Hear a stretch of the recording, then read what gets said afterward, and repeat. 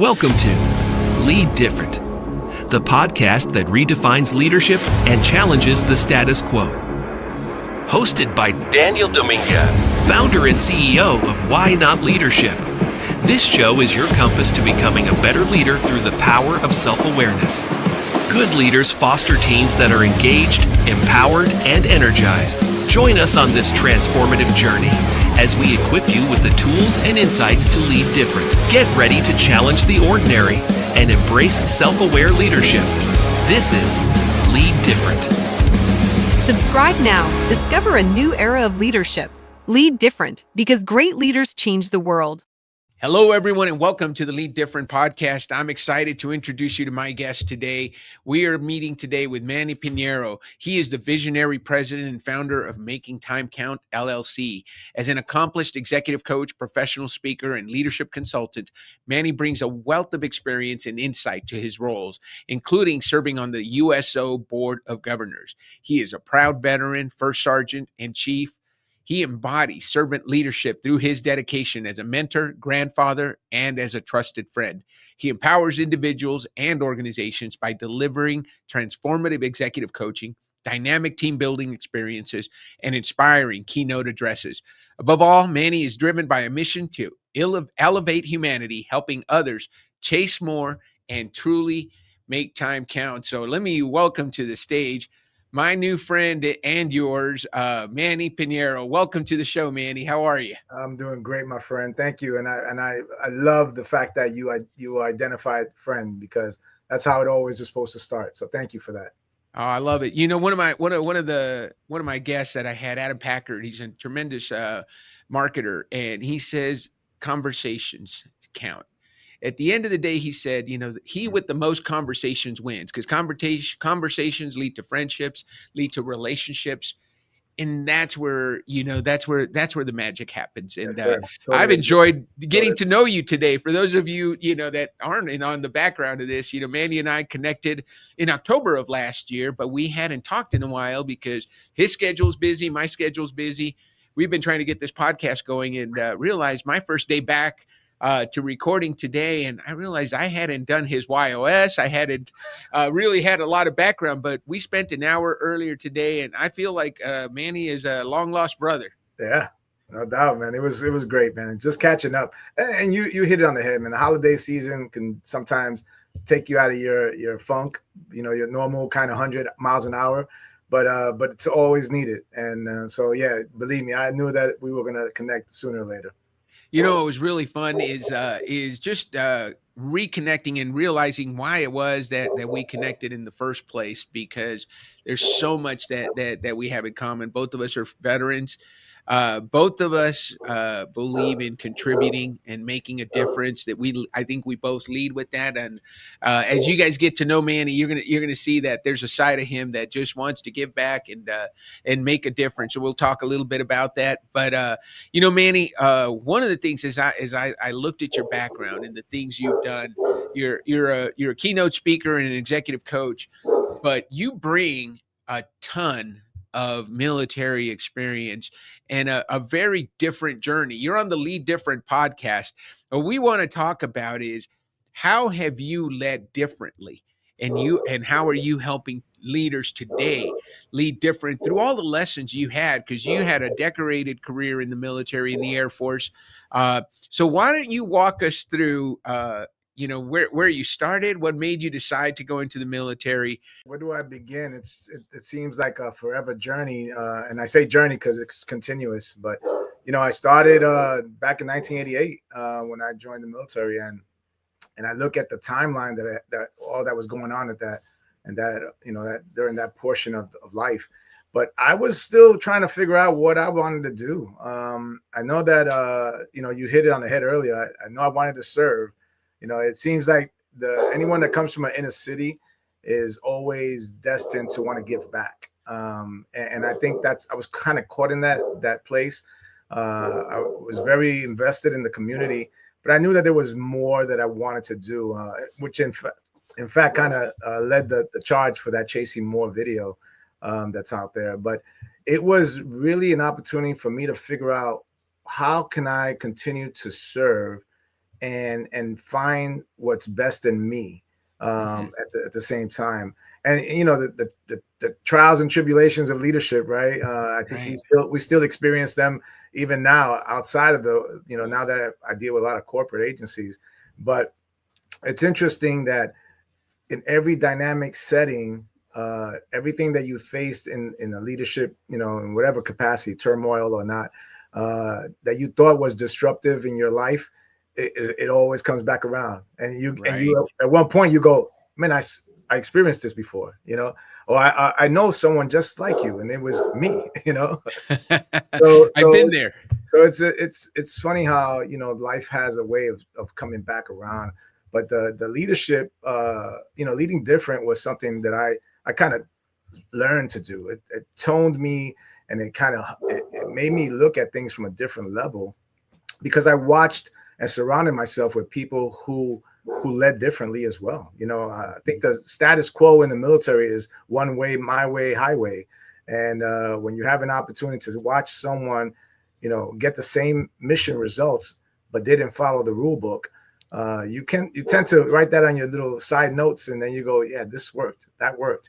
So, you know, you're learning as you go, which I think is imperative in anyone who's in this space, in coaching, or, you know, because you can't set an agenda up. You know, you get a client and things will change either within the structure of their business or within their personal life. So you have Right. to really be able to maneuver and still face and tend to the goal that they want. But they also, you know, we're human, right? So I think the humanity piece is what I try to focus on when it comes to teaching, leading, consulting, anything that I'm able to help assist someone. Those are the things that I look for. You know, how do they feel about things going on in their own lives? You know, and getting to know the people. So, you know, Dan, you touched on it. You know, when you get to know the people, then you have a better structure of how best to help them lead whatever institution they're trying to do. Because it's, you know, and you guys do it. You know, why not? That statement alone is an example of how invested you are into making sure that the people actually know why they're doing what they're doing. So for me, the connection was easy because, you know, and if they figure out what they're doing, then they're gonna, you know, have less time trying to figure it out. You know, Right. I think of a Shakespeare quote, you know, better 3 hours too soon than a minute too late, right? Right. So Right. if you can find out what it is, then, you know, you're ahead of the game now. And what I tend to come across is a lot of folks who are doing jobs or been in situation that they hate, that you know, Right. they may have liked it at one point in their lives, but now they're ready for something else, but they get stuck, you know, and that stuck place is difficult sometimes.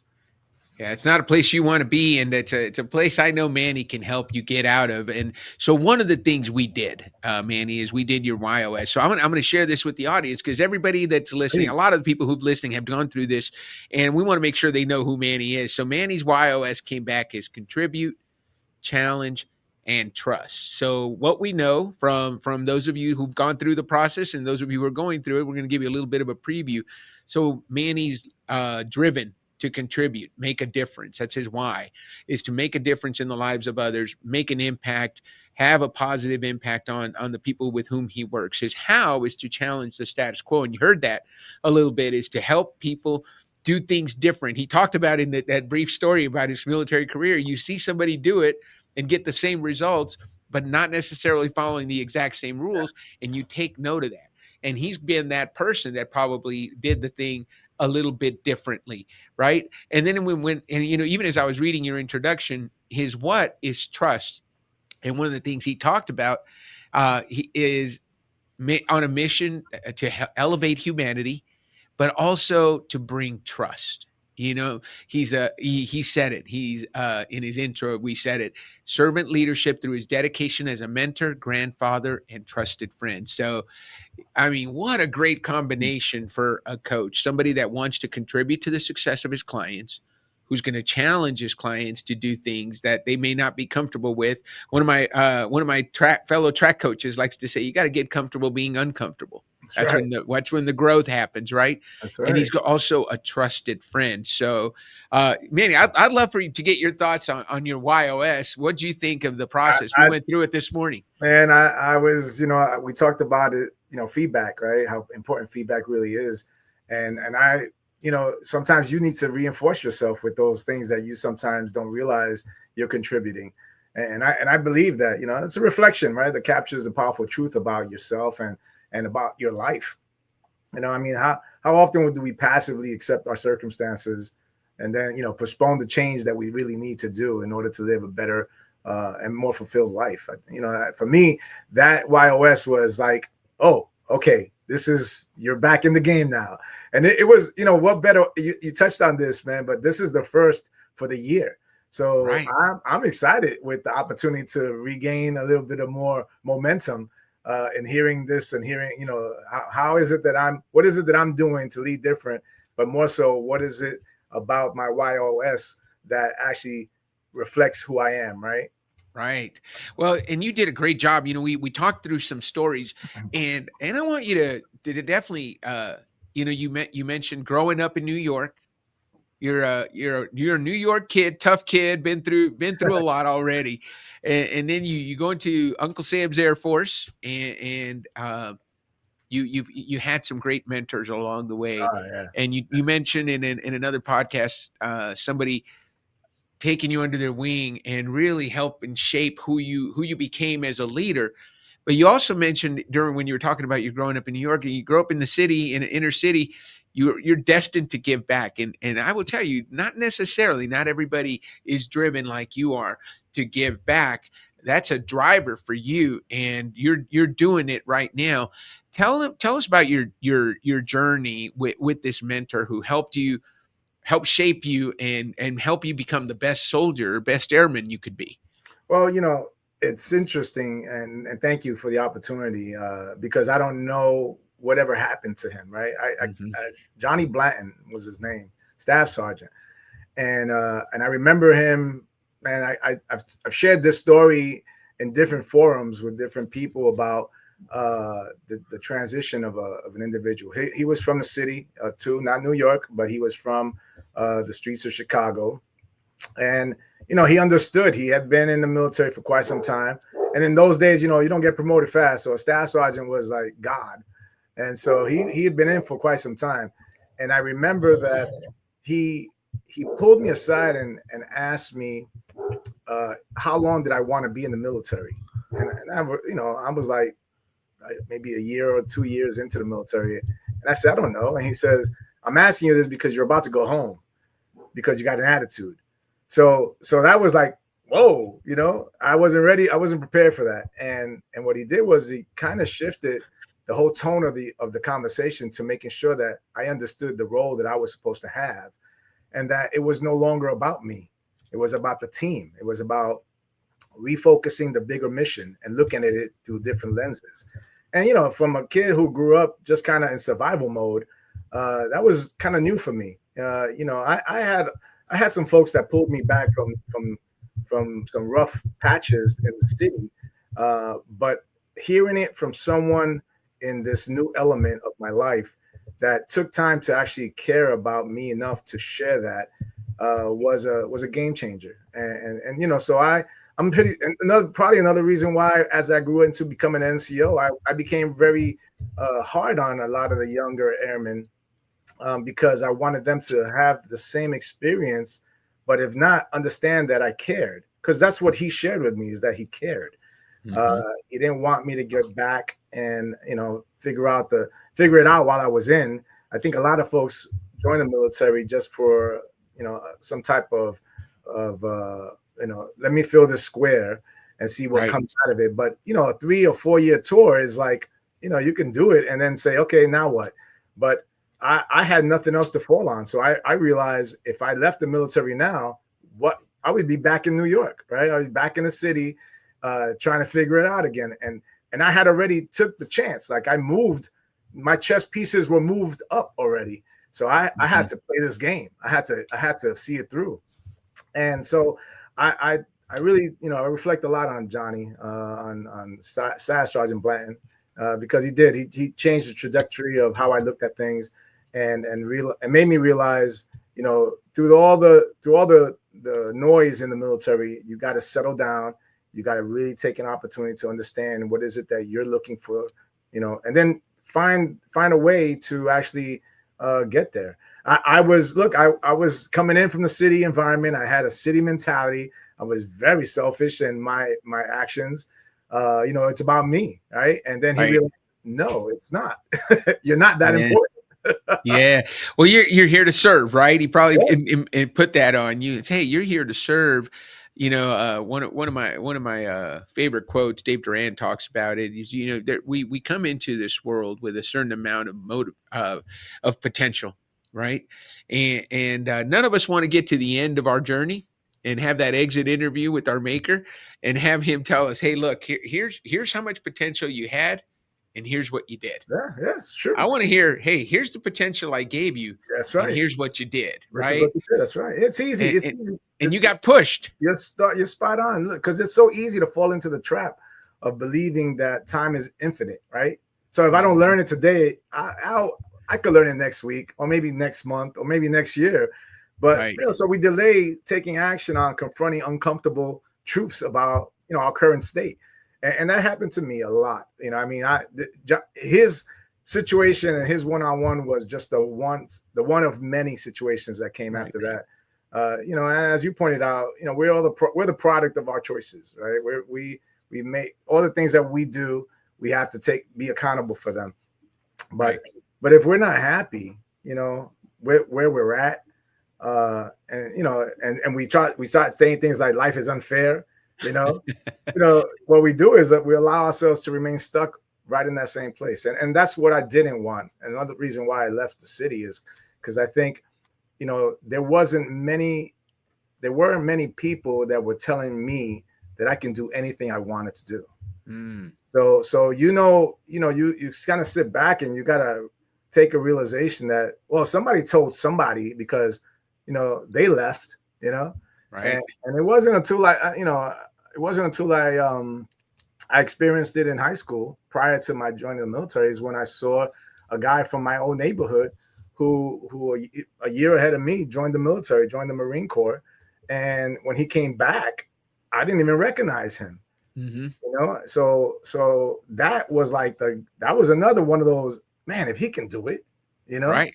So I think that's what we lack when we look for mentors and folks that we can follow. I believe in people who are movers, you know, people who want more, who chase more, and sometimes I have to change the mindsets, because I think when people hear chasing more, they think that it's taxing them out. Like, I got to get this and have that.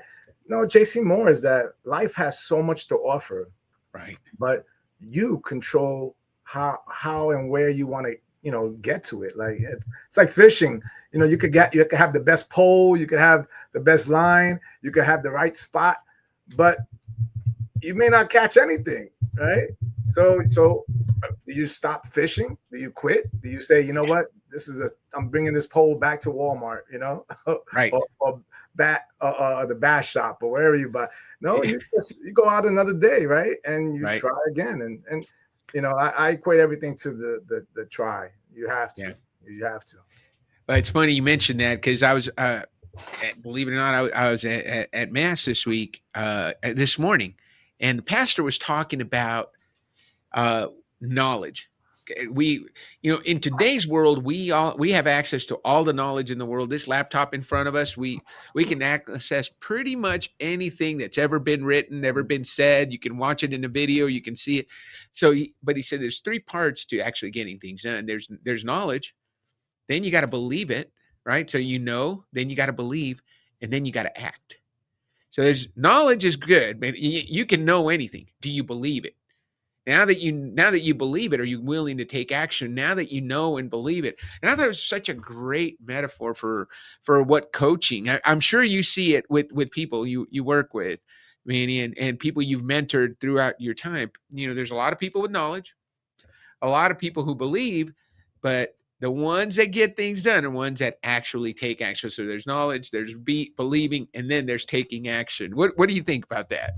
No, you're spot on, brother. That the idea of, and maybe that's why I was so passionate about, this brand, because it's more than a brand, right? This is my way of life. I know we talked about my military life and in a short reference, but I had 3 young men while I served, and most of the jobs that I had, especially during my tenure as a first sergeant, kept me pretty busy, and I mean, like on the road traveling, or maybe early mornings, late nights. Yeah. And people can say, well, that's the military life. Yeah, but you can choose what type of life in the military outside of the mission you want to have at home. And what I felt was that, that I was there, but I wasn't really present. And so you get into this rut of thinking, well, I didn't get to spend too much time with my boys this weekend, so maybe next weekend. So here we are pushing out what the actions are, right? The things that you just spoke about, and you start assuming, because the idea of living each day as if it's our last is a huge wake-up call. Yeah. And I knew a lot of people, and particularly one young man, Arnando, we called him Rodriguez. Yeah. But he was a fire in the hole guy, man. This guy was, he light up our room with his smile, and you talk about what he did in the business and his craft. He knew his job, and it was so relevant to meet him because he also was from New York. He had 3 boys, 3 sons like I did, and so we had such a great connection, right? His wife and him grew up in the city, just like my wife and I. So there was so much of this connectivity that I said, man, this is my guy. Well, our time in where we were stationed at, of course, went through. But this young man who was probably maybe a year younger than me, man, he passed away. And running PT with his troops, and had a heart. His heart gave out and what's crazy, he was about to retire. So you think about that, and what was really going on in his life at that moment, and what was he thinking? I'm blessed. I still, all his boys are like my nephews, right? Still stay in touch, and we're still in that place. But I always use that as like a wake-up call that we are not promised anything. Right. So reminding people with the opportunity to understand that time is the one resource we can never get back. Right. It's really relevant.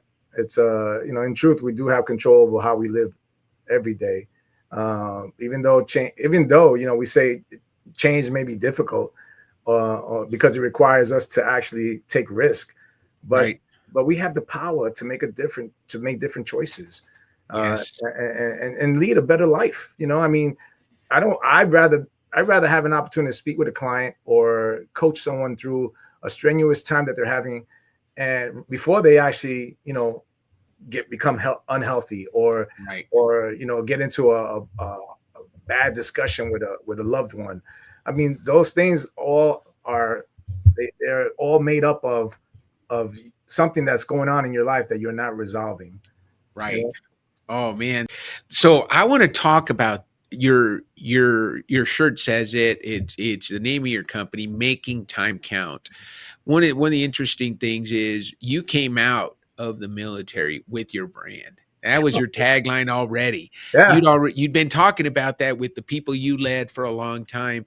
And so when you transition into the executive coaching consulting world, that became your mantra, and it became the name of your company. Where did that come from? Tell us a little bit about the origin of Making Time Count. Brother, there is a great feed. And so you're going to hear it first and foremost. And out of all the things in the world, and I think I've posted about this a couple of times, but I was in New York, and here I am, I don't know, 17, 18 years old. It was right before I was ready to join the military, and I went out to dinner, with some family and friends. And we happened to go to this Chinese restaurant, right, that we knew. Could you imagine that was a fortune cookie? No. Making time count was a fortune cookie. That was my fortune. And I kept that. I still have that fortune. I kept it. I put it in a we don't even have pictures anymore, but I had a photo album. Yeah. I kept it in the photo album, and it spoke to me. Like, it really spoke to me. So the opportunity, it's crazy. And Dan, I'm telling you that no one's ever asked me about it, but it was enough that it kept me driving in everything that I did and all the jobs that I ever had. I always reflected back to that. Okay, now that I have it. So, you know the drill with challenge coins, right? They come out. Oh yeah. And I was in a position where I can give those things out to those that I knew were doing it. They were out there just making their moments in their jobs and their mission and their families. And that became my stance. So I have a good friend, Todd Simmons. He runs a company, CLA. And he and I talk about this all the time, but we it's almost kind of funny because he said, man, you had it so good because people already identified that when you came out of the military. Right. And I know how difficult it is to have a brand, to try to push, to try to get established. And so the military really helped me establish that, because I was saying it for so long that people already knew. So it was just the world, the galaxies, the stars, everything kind of came together that specific day at that specific restaurant and that specific cookie. Oh man, that's amazing. And it's amazing how you really built it into something. And I could see, especially in the military before a deployment, I love this pastor that I have at our church, because another thing, he told a story of and he literally said, hey, if you knew you were going to die today at 4 o'clock, how would you spend your day? Yeah, that's powerful, isn't it? Right? Oh man. Yeah. Would you do everything you're doing if you knew today was your last day? How would you live that day? And there's a powerful St. Augustine quote that says, pray as if everything depended on God, but work as if everything depended on you. Yeah. Right. Yeah. Oh, and you have to kind of do that, but you have to powerful. realize our tomorrow is not guaranteed to any of us.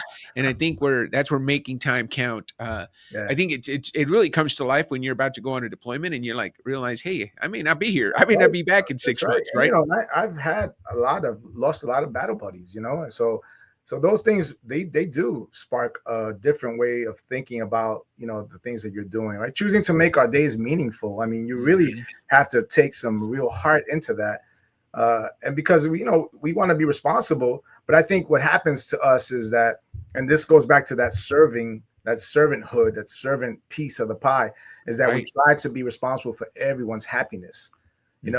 Show up to work, do the job, smile. You got to be in this setting where you want to be part of a good society, right? Right. But we lose focus because we're not actively working towards our own happiness and creating a life that aligns with our own values, right? So a lot of folks jump into these jobs because they have other things going on, right? Mortgage, kids.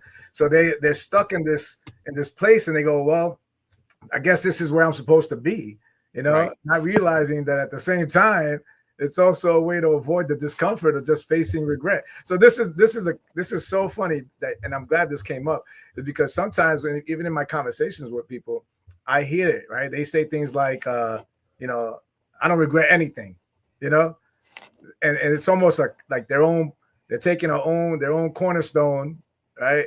Not realizing that it's just a way of avoiding the discomfort, of their conversations. And it can be emotionally taxing, actually, so in enough instances, it can be counterproductive for people to assume that, their reality is not where they want to be, but it is where they're at. Right? So I believe that everybody, everyone carries a form of regret, but how you choose to focus on it, on the growth and and the result of the experiences, that all comes together in the end. You know, regret is human nature.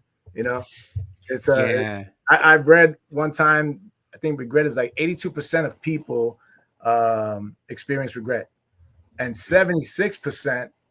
Now you love these numbers, but 76% of people say that they regret not spending more time with their loved ones. Yeah. So you know, look, it's a perfect reflection of your story, Right. You know, and I, when you shared that with me, I was like, I know, brother, we've all been there. Yeah. You know? So when I push the making time count message to corporate, it's really about making sure that they're doing what they can to take care of the people that are taking care of their mission Yeah. So, you know, my transition out of the military, all I did was really take the same focus because I saw it happening. And I just kind of maneuvered it so that it can apply to, you know, people who didn't serve, but also understand the complexities that come with leading. You know, that's a tough thing. You know, leadership is not easy. And you guys know it because you see it and you do it all day, right? Right. Well, you know, and it's interesting, and the folks that I like working with, especially, Manny, you know, I've been blessed to be in leadership my entire life. I started in leadership in 6th grade. I was just that kid, you know, other kids followed, and I was going down a wrong path with that leadership and doing things that, with, you know, leadership's a superpower when you're 12 years old. It's like, people do what I tell them to do, right? And I was not using that superpower for good, but I was blessed with great mentors that helped me create a good avenue for that leadership, and that's where my contribute comes from. I mean, I remember I still talk to my 6th grade principal. We are still friends today. I call her every once in a while and I just tell her, hey, thank you for saving my life, because my best friend in 6th grade didn't live past 16. That was the guy I was hanging out and spending the most time with. And so I understand the importance of, you know, of giving back, the importance of the people that had contributed to us. What's your, you know, everybody's got a niche, you know, for you, Manny, who are the people you just love working with? Where do you feel you make the most impact as a leadership coach? You know, I think I'd probably sway with all the things that I do under the platform of the business. I think leadership development, anytime that I can have an opportunity to actually expose people to what is going on within themselves, you know, and maybe change a dynamic that they've only known. You know, most leaders, and this is a functionality of life, is that they will continue to do what they've been taught, right? It becomes part of their DNA. So they really don't focus on anything other than the way they remember leading, that they were led, right? You know, so and that's what's funny about this space. And we touched on this a little earlier today, but rather than the people be as unique as they are and bring who they are, they emulate and they say, I want to do that and I want to do it that way. So they actually get away from who they are. And brother, that's the purity of authenticism.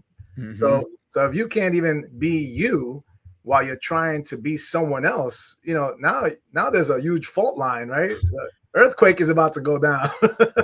Yeah, that makes so if I have an opportunity to really encompass the structure of what I love, is watching someone, you know, develop into the leader that they're supposed to be versus the leader that they were expected to be, you know. Right. Well, I love, you know, I say that it's in, you know, Nico created a rap video for me, and it says, you know, one of the lines is, if you lead the way everyone else does, you're going to get the results everyone else gets. You know, if you do what everyone else is doing, you're going to get the same results. If you want to be different. And I know, Manny, you bring that out of people. You bring that creativity, and what are we going to do different? Well, how are we going to stand out from everybody else that's doing everybody's doing this. Yeah. Everybody does end of year reviews. Everybody does, stack ranking. But what are you going to do that's going to make you stand out as a leader? Just like, that staff sergeant had an impact on you. Yeah. As a leader, what impact are you leaving in your company? And I'm blessed to work with amazing leaders who put people first. And you mentioned that earlier too. What are your non-negotiables, Manny, in terms of who you work with? Everybody has rules. Hey, you know what? If you do that, you're not working with me. What are some of the non-negotiables? Well, what do people have to have in order to work with you? Let's keep it on the positive side. Who do you want to work with? What do they have? You're hitting it on the head, man. Because you can't just drop everything that you're doing, because again, this is like my time. I mean, and I'm not here just to assess you and your team. I'm here to make sure that my time is being afforded an opportunity to develop and grow with you, right? As I'm giving back, right? So yeah, values matter. Character, leaders matter. Those things are important. I try not to be biased to a lot of different types of individuals that I've come across, because again, we're all unique in our own way, right? God has approached and touched and made you the way you are. Now go do. But I think that we underestimate the power of thought. And if someone is invested into wanting to bring me on to help them with their teams or team building, you name the scenario, whatever it is that they ask me to help them with, I always go back to, let me get to know you. I want to get to know a little bit more about you, because sometimes it may not be the team. It could, here's a big mirror, right? Yes, you could be the mainstay of this problem, and you're trying to figure it out from a different direction. So those things matter to me when I'm invested with clients. And I get a snapshot of anyone who asks, hey, MTC, we would love to have you come out. I got a great team that assesses, and does a huge, like, they go back into history of the companies that I work with, because I want to get to know the people. When I'm in this forum, they can be easily from folks that have had 10 years in the company, right? 15, 18 years. And then there could be the new guy or gal that has 3 years in the company. And those generational gaps are, as part of our workforce development, right? So that plays into how much of the company has not changed since that guy that has 18 years been in part of this team, or maybe they're just changing too much, too fast, to not sustain the 2-year, 3-year person. And, this generation is different. I have a son in corporate, right? I mean, he works for my middle son, Christian, works for the Department of Transportation. But if you ask anyone in his age group, they're 2 years and I'm gone. Because they're looking for the next best thing. So that's a presence of the generational workforce that we have now. But I to be blunt, values matter to me. Trust matters to me. And all those factors that come with, again, I focus a lot around humility and humanity. And I'd rather be a productive person that's going to help someone produce better. Right. And more so, not just for themselves, but for their teams. If you establish that type of rapport, then that's what makes or breaks the situation, and if you walk away and at the end they're all ecstatic, then job well done, job well done. No, go ahead. I'm sorry. No, one of the things that I know you probably do, Manny, and as coaches that are out there listening, is you bring something more, because everybody, as a keynote speaker, that there's that sugar high when you hear Manny give your message, and oh man, we're gonna conquer the world. But guess what? Manny gets on a plane and he leaves, right? Manny's gonna get on a plane. He's gonna go on to that next keynote, and I can hear you talking about, hey, you want to work with the team. You're going to, and that self-awareness is so important, right? And you talk about it. That's where we start at Why Not Leadership. We start with the leader. We call it know yourself, know your team, know each other, Yes, sir. and then know your leader. And so we go through those 4 steps. And when we go through those 4 steps, man, a team that the leader knows himself, he knows how his team is wired, that team knows how each other is wired, and then they all know how their leader is wired, man, they can accomplish so much more than Brother. before they knew that stuff. Yeah, And they man. can be working together for 10 years. And it takes somebody like a Manny to come in and, hey, let's Well, get to know each other, guys. it's crazy, Dan, and because you've interviewed and you've been in the field for years, so you've seen the differences in people and how they relate to things, right? We got a lot of professionals in this coaching space, and what's the niche? What keeps you, what keeps your phone from ringing than someone else's? Right. And I truly believe that you don't have to differentiate yourself that much. Just be you, Right. and take on that challenge of clarity. So for me, clarity is a powerful word, right? Right. It's not just vision, but clarity keeps your lenses crystal clean. Like you get to see what's really going on in a corporate, a business setting, because you're the outsider. So you're walking into any organization, you can tell by the pulse of the people if they're happy. So Right. That's kind of clarity brings. I mentioned the vision, but it gives you an opportunity to look at things from your side, your perspective, in order to say, hey, would you embrace what I just saw? Right. Is it possible that are you open for that type of feedback? And for me, clarity keeps me honest. Yes. I don't want to have someone say, well, you didn't tell me that. No, I did. Yeah. It's right here. It's where we had the conversation. Yeah. Right. That's where the authentic piece comes out. Right. So there's a lot of folks who aren't ready for that type of feed. And it's understandable, right?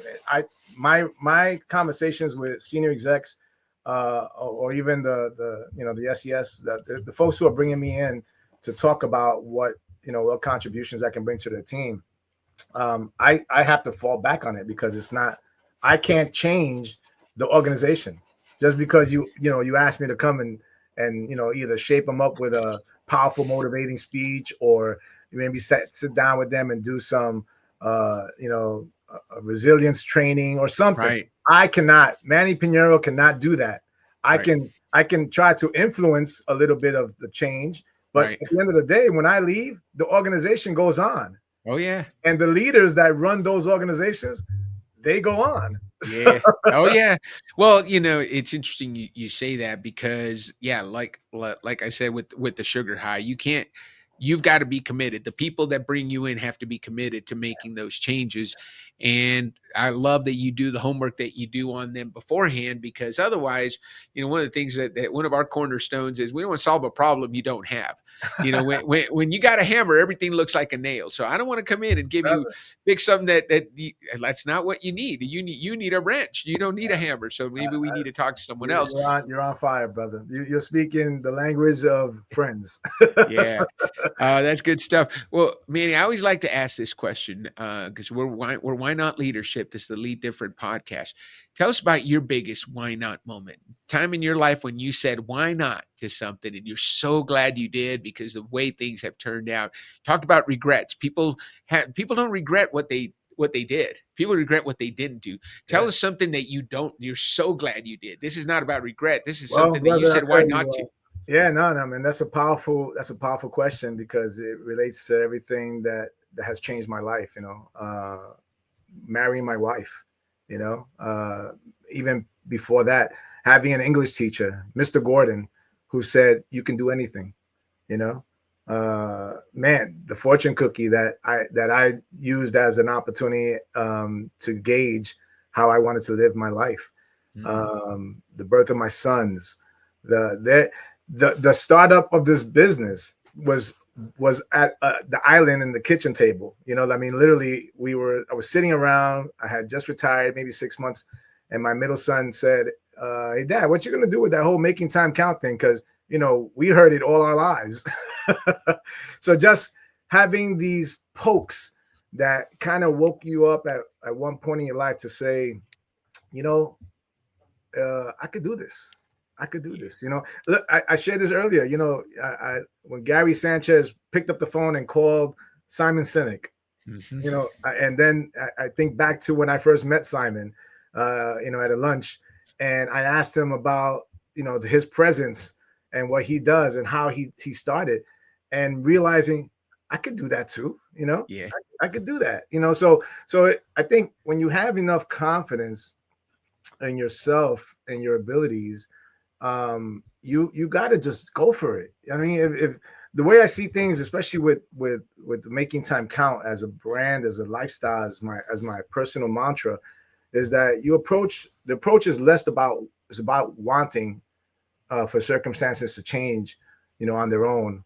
right. You have to, right? You have to do that. You have to shape your life and the way you want to see things. You know, and then you do it one decision at a time. You know, it's a call to stop postponing, you know, your personal joy, your health, your success, your peace, all these things that really matter in your life. And rather than put them on pause, you start making small, deliberate steps to just make those changes, right? And eventually those small changes will lead to bigger changes. Yes. But you know, over time they'll expand and they'll produce themselves, and organically. Yep. Our meeting was a powerful meet. You know, I mean, literally, when I thought about why not, you know, it's so symbolic to, you know, go do it, because this is all the time you got. Like, so I looked at it as it was just a great approach. The stars aligned. And I'm very grateful for our opportunity to connect, man. This is I'm a true believer that things don't happen for a reason. You have to make them happen. Yeah, absolutely. Well, I'm glad you interrupted my great golf round, Manny, because we were scheduled for a call and I mistimed it, and I had it on the wrong day. Took you away, man. And I looked at it and I said, "Wait a minute, I want to talk to this guy." So I remember I pulled over and I sat at a bench and I said, "You know what? My golf round's got to pause because I got to talk to Manny." We had a great conversation, which has led to another great conversation, which had led to this conversation, which we're sharing with you guys here on the Lead Different podcast. Manny, I'm so glad glad I picked up the phone and reached out to you, and that we connected, and that I'm looking forward to 2025. I look forward to collaborating with you, figuring out a way for us to make a difference together, to lead different together. So what do you say we end the show on that note? Why not? See, now I know. See, that's when you know he read through all the notes, because often I have to remind guests to do that, but no, Manny was spot on, because he read the pre-work. I'll tell you, in order to do anything in life, do the homework, right? You know, the key is realizing that we have no time to waste. Absolutely. And I think if we condition ourselves to understand that's a mindset, and that we control that mindset, find the courage to make bold decisions, bold choices, and just make it happen, man. You know, life is just it's ticking. It's a tick, and you know, we have to move with it, and we have to say, you know what, I got to move towards life, and what you truly want from life. Yeah. So brother, look, man. Again, I truly believe you're doing what you're supposed to be doing, and I thank you for investing in the opportunity to feed me a little bit of a reminder of why I'm doing what I'm doing. So thank you for that. Well, thank you, Manny Pinheiro, for contributing to our Why Not Leadership audience, our Lead Different podcast audience. I cannot wait to air this episode. I know Sunil is going to get with you. We'll put this on a premiere, but for now, I'm going to say, don't forget to lead different. Let's smile. Let's make time count. And I will see you guys next week on the Lead Different podcast. Thank you, Manny. Thank you, brother. This is Lead Different. Subscribe now. Discover a new era of leadership. Lead different, because great leaders change the world. Why not leadership? Why not lead different? When you do the things that everyone else does, you get the same results as everyone else gets. Let's do things a little different. Let's lead different. And ask yourself this: why not?